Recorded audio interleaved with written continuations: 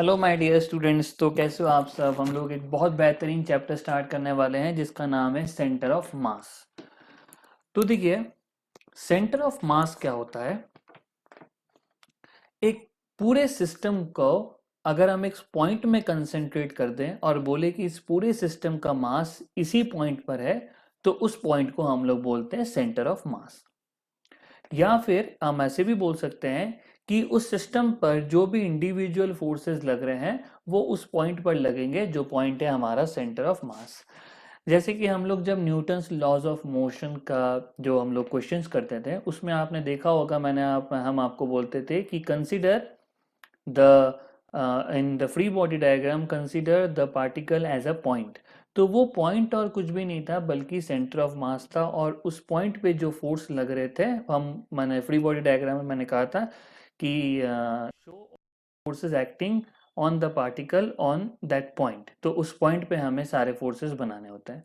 तो centre of मास उस सारे सिस्टम के मास को अगर हम एक पॉइंट में कंसेंट्रेट कर दें तो उसको कहते हैं centre of mass.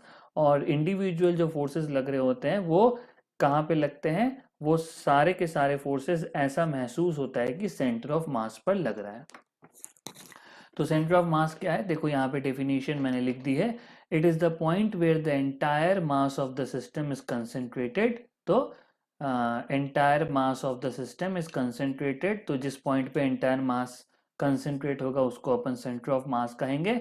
And the resultant of all the individual forces act on centre of मास। हम ये प्रूव भी कर देंगे कि सेंटर ऑफ की जो इंडिविजुअल फोर्सेस होते हैं, द इनका जो रिजल्टेंट होता है वो सेंटर ऑफ मास पे लगने वाले फोर्स के बराबर होता है। ये हम प्रूव भी कर देंगे। अब देखो, सेंटर ऑफ मास को मैंने तीन पार्ट में डिवाइड किया है।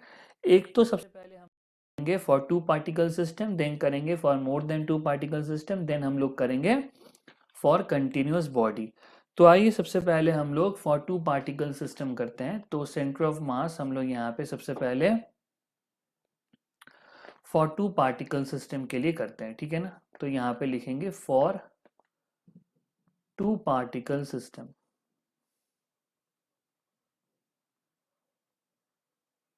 देखिए, मान लीजिए कि दो पार्टिकल्स है। ये एक पार्टिकल है m1 और ये एक पार्टिकल है m2, और इनके बीच की जो डिस्टेंस है ये अपन मान लेते हैं कि इनके बीच की डिस्टेंस है d, ठीक है ना। अब हमेशा एक्सपेरिमेंटली ये पाया गया है कि जो सेंटर ऑफ मास की डिस्टेंस होती है it is inversely proportional to the mass. इसका मतलब अगर मास ज़्यादा होगा तो सेंटर ऑफ मास की दूरी उस मास कम होगा। तो एक इम्पॉर्टेंट पॉइंट हमें ये पता लगा कि centre of mass is nearer to the heavier particle. Centre of mass is nearer to the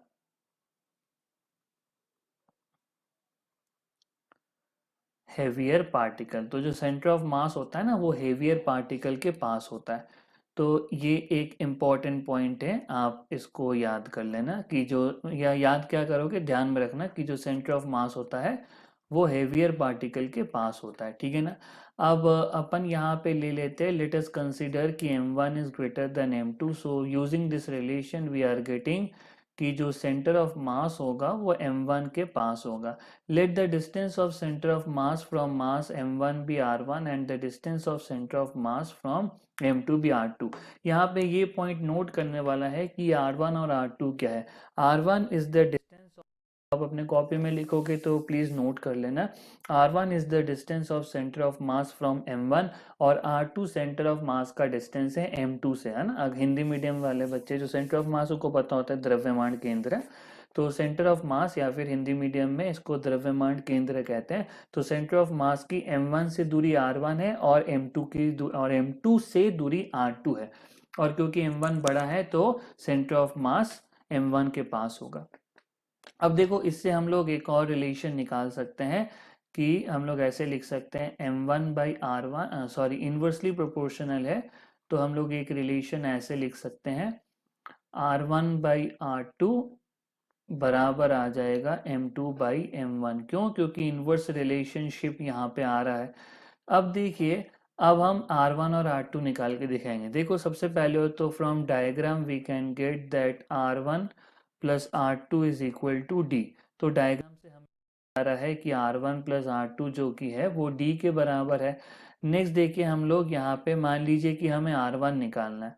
तो R1 निकालना है तो हम R2 को रिप्लेस करते हैं। R2 बराबर क्या हो जाएगा, R1 M1 अपॉन में M2 बराबर D। यहाँ से अगर आप R को कॉमन ले लेते हो, सॉरी यहाँ से अगर आप R1 को कॉमन ले लेते हो तो आपको मिल जाएगा M2 प्लस M1 अपॉन में M2, ये बराबर आ जाएगा D। तो देखो यहाँ से R1 का फॉर्मूला मिल गया, इन्वर्सली प्रोपोर्शनल है इसलिए ऊपर में M2 आएगा और नीचे में क्या आएगा, M1 प्लस M2। तो ये एक इम्पॉर्टेंट फॉर्मूला आप याद कर सकते हो। इससे क्वेश्चंस क्या होते हैं, थोड़े से फास्ट होते हैं। तो R1 बराबर कितना आ जाएगा, M2D अपॉन में M1 प्लस M2। तो R1 बराबर कितना आ जाएगा, M2D अपॉन में M1 प्लस M2। ठीक वैसे ही आप यहाँ से R2 भी निकाल सकते हो। तो R1 प्लस R2 बराबर हम लोग D लिख देते हैं, यहाँ पे R1 को रिप्लेस कर देंगे। R1 बराबर हो जाएगा R2 M2 अपॉन में R1, है ना। यहाँ से आप देख सकते हो अपन R1 लिख सकते हैं R2 M2 by M1। M1 होगा नीचे, ऑब्वियस सी बात है, नीचे M1 आएगा और ये प्लस आएगा R2 बराबर D। अब अगर आप यहाँ से R2 को कॉमन ले लेते हो तो ये आ जाएगा M2 प्लस M1 और नीचे में आ जाएगा M1 इंटू M1। तो देखो अगर आप R2 को लिखना चाहोगे तो इन्वर्स रिलेशन के कारण यहाँ पे M1 आएगा और नीचे आ जाएगा M1 प्लस M2। तो ये दोनों रिलेशन बहुत काम में आते हैं क्वेश्चंस को सॉल्व करने के लिए। अगर दो पार्टिकल सिस्टम होगा तो R2 क्या हो जाएगा, M1D upon M1 plus M2। R1 क्या हो जाएगा, M2D upon M1 plus M2। ठीक है ना, जहाँ पे R1 क्या है, डिस्टेंस फ्रॉम द M1 मास, और R2 क्या है, डिस्टेंस फ्रॉम द M2 मास।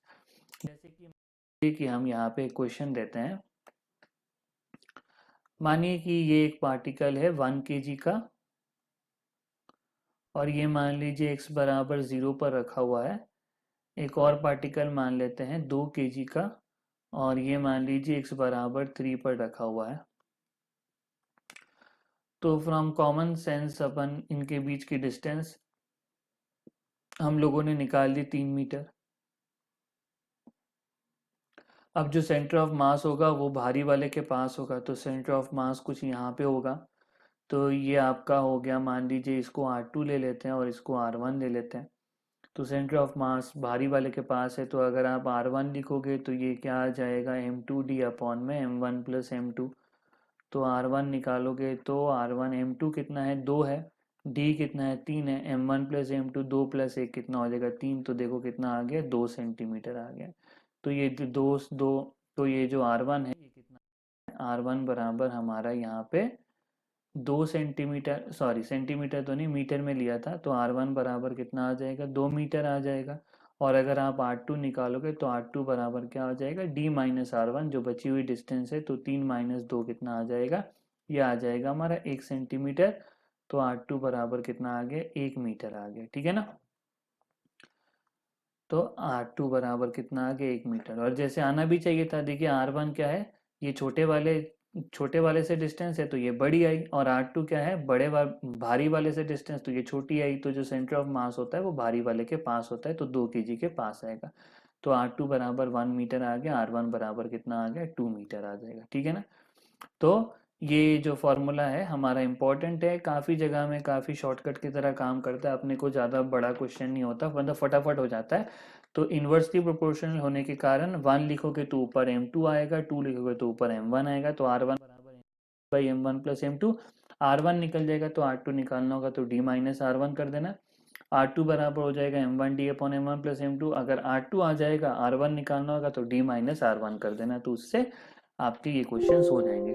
तो टू पार्टिकल सिस्टम के लिए हमने सीखा फॉर्मूला, R1 बराबर M2D by M1 plus M2 और R2 बराबर M1D upon M1 plus M2। ठीक है ना। तो नेक्स्ट अपन क्या करेंगे, मोर देन वन पार्टिकल होगा तो उसके लिए कैसे होगा ये अपन देखेंगे।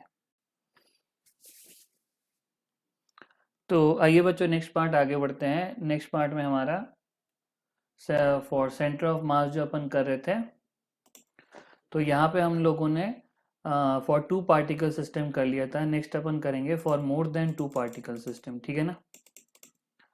मतलब सिस्टम में अगर दो से ज़्यादा पार्टिकल हुए तो, ठीक है ना। तो हेडिंग लिख लेते हैं,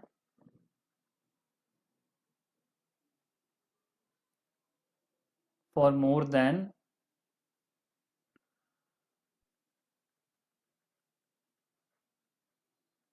टू पार्टिकल सिस्टम, ठीक है ना। तो मान लेते हैं प्यारे बच्चों कि let there are n particles, let there are n number of particles,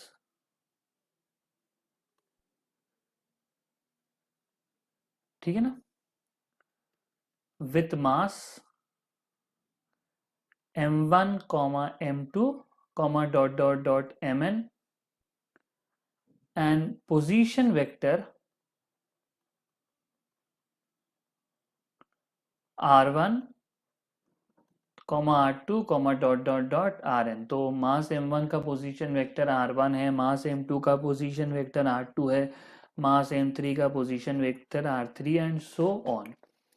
तो सेंटर ऑफ मास का जो पोजीशन वेक्टर होगा यहाँ पे, माइंडेड सेंटर ऑफ मास का जो पोजीशन वेक्टर होगा यहाँ पे, इसका फॉर्मूला होता है m1 r1 plus m2 r2 plus m3 r3 plus dot dot dot plus mn rn, और ये आ जाएगा divided by summation of the masses, जो यहाँ पे हो जाएगा m1 plus m2 plus dot dot dot plus यहाँ पे mn, ठीक है ना। अब देखिए ये जो पोजीशन वेक्टर है इसके भी तीन कंपोनेंट्स होंगे, x कंपोनेंट, y कंपोनेंट और z कंपोनेंट। तो ये जो पोजीशन वेक्टर है हम इसको इस तरीके से लिख सकते हैं, x centre of mass i cap plus y centre of mass j cap plus z centre of mass k cap. तो अगर आपको अलग से x, y और z निकालना पड़े, निकालने के लिए बोला जाए सेंटर ऑफ मास का, तो आप इस तरीके से कर सकते हो, x सेंटर ऑफ मास बराबर m1 x1 plus m2 x2 plus m3 x3 plus dot dot dot plus mn xn, और ये आ जाएगा divided by sum of the individual masses, तो m1 plus m2 plus dot dot dot plus mn, है ना। ठीक ऐसे ही हम लोग y सेंटर ऑफ मास भी लिखेंगे, ये हो जाएगा आपका m1 y1 plus m2 y2 plus m3 y3 plus dot dot dot plus mn yn upon में आपको पता है individual sum of the masses m1 plus m2 plus dot dot dot plus mn। Last में अपन लिखेंगे यहाँ पे z centre of मास, ये हो जाएगा m1 z1 plus m2 z2 plus dot dot dot plus mn zn upon में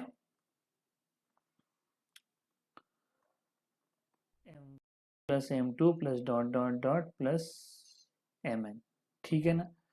तो ये सारे ही हमारे लिए इम्पोर्टेंट है ना। अब इसका एप्लीकेशन हम आपको एक दिखाएंगे, इसका एप्लीकेशन एक टू डायमेंशनल, मतलब टू पार्टिकल के सिस्टम लिए भी ये वैलिड हो सकता है, आप उसके अंदर भी लगा सकते हैं इसको, ठीक है ना। ये जितने भी फॉर्मूलेज हमने निकाले हैं ये सारे के सारे फॉर्मूलेज आप टू डायमेंशनल सिस्टम के लिए, सॉरी टू डायमेंशनल सिस्टम बोल रहे हैं, ये आप टू पार्टिकल सिस्टम के लिए भी लगा सकते हैं। अभी दिखाते हैं हम। तो अगर आपको याद होगा तो क्वेश्चन क्या था, ये क्वेश्चन था अगर अपन दो पार्टिकल ले लें 1 kg और 3 kg में, तो सेंटर ऑफ मास हमें निकालना। अब सेंटर ऑफ मास देखिए, छोटे वाले से 2 मीटर है और बड़े और हैवी वाले से 1 मीटर है, ठीक है ना। तो हम ये सेम फॉर्मूला हम आपको यहाँ पे करके दिखाते हैं, ये सेम क्वेश्चन हम आपको यहाँ पे करके दिखाते हैं। मान लीजिए ये पार्टिकल है 1 kg का और ये x बराबर 0 पर है, और मान लीजिए ये पार्टिकल है 2 kg का और ये x बराबर 3 मीटर पर है। अब इस क्वेश्चन, अब अगर अपन इस तरीके से करें ना, तो यहाँ पे हमें क्या क्या करना होता है, यहाँ पे हमें कोऑर्डिनेट्स लेने होते हैं, ठीक है ना। यहाँ पे बेसिकली हमें कोऑर्डिनेट्स लेने होते हैं और हमें एक्सिस लेनी पड़ती है, ठीक है ना, इस फॉर्मूले में m1 x1 m2 x2 और इसके अंदर। तो अगर यही चीज़ अगर हम दो पार्टिकल सिस्टम के लिए करें, तो देखो मेरा m1 कितना है, m1 जो मेरा है ये 1 kg है, और जो मेरा x1 है ये क्या है, 0 है। और अगर हम m2 ले तो ये कितना है, ये 2 kg है, और अगर हम x2 ले तो ये कितना है, 3 मीटर है। अब सेंटर ऑफ मास हमें पता है कि कहाँ होगा, भारी वाले के पास होगा, तो ये हम सेंटर ऑफ मास मान लेते हैं। और ये जो फॉर्मूला, ये हमेशा ओरिजिन से आता है, एक्स वाई और जेड, ये जो भी है ये ओरिजिन से हमें मिलता है। तो अगर अपन यहाँ पे सेंटर ऑफ मास निकाले, तो क्योंकि ये एक्स एक्सिस में है तो इसका वाई और जेड 0 होगा। तो अगर हम यहाँ पे एक सेंटर ऑफ मास निकाले तो ये हो जाएगा m1 x1 plus m2 x2 upon में m1 प्लस m2, ठीक है ना। तो ये जो एक सेंटर ऑफ मास आएगा ये हमेशा ओरिजिन से आएगा। तो m1 x1 करेंगे तो ये आएगा 1 × 0 प्लस 2 × 3/2 प्लस 1 3, तो ये कितना आ जा रहा है, ये 2 मीटर आ जा रहा है, ठीक है ना। तो ये जो एक सेंटर ऑफ मास होगा ये क्या आएगा, ये 2 मीटर आएगा। तो ये वाला जो वैल्यू होगा ये होगा 2,0। इसका मतलब ये जो डिस्टेंस आ रही है ये 2 मीटर आ रही है, तो बची हुई कितनी हो जाएगी, ये 1 मीटर हो जाएगी, ठीक है ना। अब यहाँ पे डायरेक्टली आंसर नहीं मिल रहा कि बड़े वाले से इतना और छोटे वाले से इतना, है ना। तो ये जो आंसर हमें मिल रहा है, ये मिल रहा है कि ओरिजिन से सेंटर ऑफ मास कितनी दूरी पे है, ओरिजिन से सेंटर मास का कोऑर्डिनेट है 2,0। तो आपको उसके बाद सोचना पड़ेगा कि 1 kg से ये 2 मीटर, 1 kg से ये 2 मीटर में है, तो 2 kg से ये 1 मीटर की दूरी पर होगी। जबकि मैंने ये वाला फॉर्मूला इसलिए लिखाया था, इससे आप डायरेक्टली निकाल सक रहे हो। अगर आपको R1 निकालने बोलेगा तो आप R1 निकाल दोगे, R2 निकालने बोलेगा तो आप डायरेक्टली R2 निकाल दोगे। लेकिन यहाँ पे आपको क्या करना पड़ेगा, सोचना पड़ेगा कि ओरिजिन से ये दूरी है, अच्छा तो ओरिजिन से ये है तो इससे इतना 1 मीटर होगा, ये आपको सोचना पड़ेगा, ठीक है ना। नेक्स्ट आइए हम ऐसे ही आपको एक और क्वेश्चन करवाते हैं। यहाँ पे मान लीजिए कि ये एक स्क्वायर है और स्क्वायर का जो साइड है 1 मीटर है ईच साइड। तो अपन यहाँ पे लिख देते हैं कि each side is equal to 1 metre square है। मान लीजिए यहाँ पे 1 kg का एक पार्टिकल है, यहाँ पे मान लीजिए 2 kg का पार्टिकल है, यहाँ पे मान लीजिए 3 का पार्टिकल है, और यहाँ पे आप मान लीजिए कि 4 kg का पार्टिकल है, और हमें इस पूरे सिस्टम का सेंटर ऑफ मास निकालना है। देखिए जैसे कि मैंने आपको बोला था कि सबसे पहले हमें यहाँ पे एक्सिस चूज करनी पड़ेगी। तो ये मान लीजिए मैंने एक्सिस चूज कर ली, और एक्सिस ऐसे चूज करते हैं जिससे मोस्ट ऑफ द कोऑर्डिनेट्स क्या हो जाए, 0 हो जाए। एक्सिस इस तरीके से चूज की जाती है जिससे कि मोस्ट ऑफ द कोऑर्डिनेट्स हैं वो 0 हो जाए। तो अगर अपन यहाँ पे देखेंगे तो यहाँ पे ये जो पार्टिकल था ये 1 kg का था, यहाँ पे ये जो पार्टिकल था ये 2 kg का था, यहाँ पे ये जो पार्टिकल था ये 3 kg का था, और यहाँ पे ये जो पार्टिकल था 4 kg का था। तो हमने इसको ओरिजिन मान लिया, मतलब मेरा जो भी आंसर आएगा ये अब with respect to this origin आएगा, ठीक है ना। तो यहाँ पे हम लिखते हैं, पहले तो सबके कोऑर्डिनेट्स लिखेंगे। इसके कोऑर्डिनेट्स क्या हो जाएंगे, 0,0। इसका कोऑर्डिनेट क्या हो जाएगा, 1,0। इसका कोऑर्डिनेट क्या हो जाएगा, 1, इसका कोऑर्डिनेट क्या हो जाएगा, ये हो जाएगा 0,1। इसको हम 1 नाम दे देते हैं, इसको हम 2 नाम दे देते हैं, इसको हम 3 नाम दे देते हैं, और इसको हम 4 नाम दे देते हैं, ठीक है ना। तो नेक्स्ट जब अपन लोग यहाँ पे करेंगे तो देखो m1 x1 और यहाँ पे आ जाएगा y1,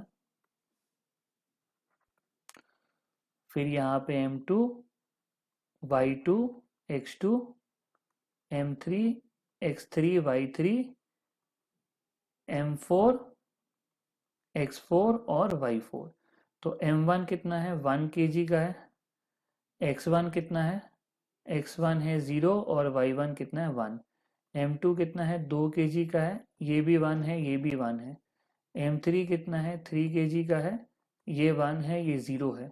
m4 कितना है, 4 kg का है, ये 0 है, ये 0 है, ठीक है ना।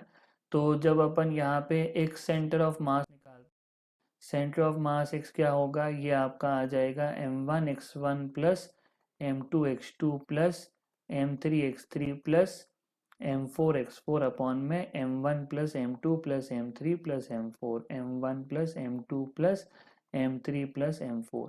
जब आप इसको कैलकुलेट करते हो तो देखो सबसे पहले 1 इंटू 0 प्लस ये हो जाएगा 2 इंटू 1 प्लस ये हो जाएगा 3 इंटू 1 प्लस ये हो जाएगा 4 इंटू 0। तो देखो बहुत सारे यहाँ पे जीरो आ गए, हम लोगों ने कोऑर्डिनेट्स ही ऐसे चूज किया 4 5 6 7 8 9 10, तो नीचे आ गया 10 केजी। तो ये 0 3 और 2 5, तो कितना आ गया 0.5 मीटर आ गया, ठीक है ना। तो इसका जो एक सेंटर ऑफ मास है ये कितना आ गया 0.5 मीटर आ गया। अब हम लोग इसका निकालेंगे वाई सेंटर ऑफ मास। तो अगर हम लोग वाई सेंटर ऑफ मास निकालेंगे तो वाई सेंटर ऑफ मास में फॉर्मूला होगा m1y1 plus m2y2 m3y3 plus m4y4 upon में यहाँ पे हम लोग ले लेंगे m1 plus m2 plus dot dot dot plus m4। तो देखो m1y1 करेंगे तो ये आ जाएगा 1 इंटू 1 प्लस इसको करेंगे तो 2 इंटू 1 प्लस देखो 3 इंटू 0 प्लस 4 इंटू 0। तो देखो ऐसा लिया कि मैक्सिमम वाले 0 बन गए, नीचे क्या आ गया 10 आ गया। तो देखो 2 और 1 3 आ जाएगा तो बन गया 0.3 मीटर। तो वाई सेंटर ऑफ मास कितना आ जाएगा 0.3 मीटर।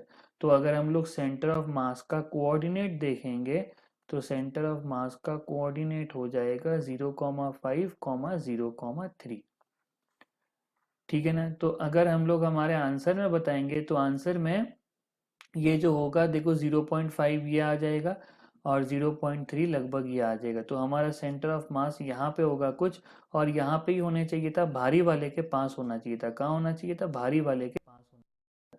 तो सेंटर ऑफ मास आ जाएगा 0.5, 0.3। और ये जो सेंटर ऑफ मास का पोजीशन वेक्टर होगा ये कहाँ से होगा, ओरिजिन से होगा। तो ये हो जाएगा मेरा सेंटर ऑफ मास का पोजीशन वेक्टर। अब अगर आपको पोजीशन वेक्टर आएगा तो आप लिखोगे 0.5 आई कैप प्लस 0.3 जे कैप। अगर इसका एक सेंटर ऑफ मास आता है तो आप इससे आंसर दे दोगे, वाई सेंटर ऑफ मास आता है तो अपन इससे आंसर दे देंगे, ठीक है ना। चलिए नेक्स्ट एप्लीकेशन नेक्स्ट क्लास में देखते हैं।